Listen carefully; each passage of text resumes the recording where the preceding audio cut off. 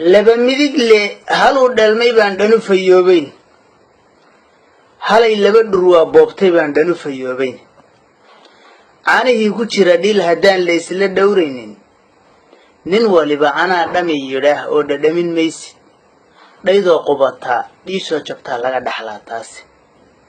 sowma dhugato soomaaliyo abid ma dhoorofto dhulkan uu dadkiisii ka tegay ee ka dhalan dhoolay waa mid dhintay mid dhoof aaday iyo dhaawac mid u yaal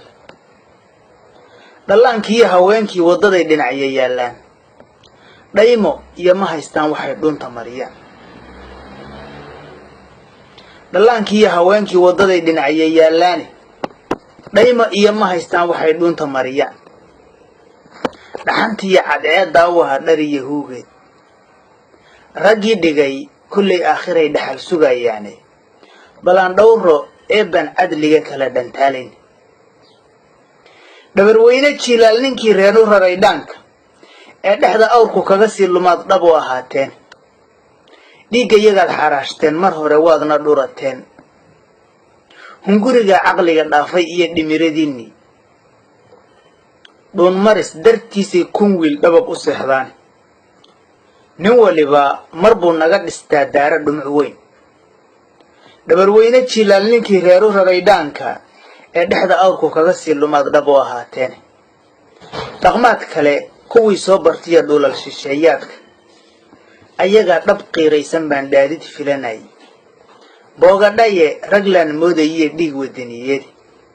dhaawac tire inay wada yihiin suma dhugan haatan dhabarweyne jiilaal ninkii reer u raray dhaanka ee dhexda awrku kaga sii lumaad dhab u ahaateen dhulka kii mii joogay iyo midkii dhoofku dib u keenay dhuuni raadin mooyee miyaan qaranba loo dhaaran iska dhiciyo reer hebel miyaa loo dhimbila qaatay dhawaaqiinnu waa been shacbiga waadna dhagarteene dhiillo iyo waxaad nagu shidaan dhamac iyo baaruudi dhimashada mindiyaheedii baad dhab u afaysaane malyankaa dhaqaaqee higsaday dhulal shisheeyaadka waxa mayd dhabbaha yaal saxaro dhamac ku laynay kuwa doon ku dhiiraday yaxaas dhunta marinay ninka dhiidhinayoo lawaa dhiig wadaniyeed dhabarweyne jiilaal ninkii reer u raray dhaanka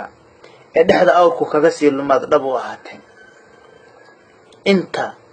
uu qabiil dhidib u yahay qaran la dhoodhoobay sidii dhaxal awowgeed kursiga beel u dhaga taagi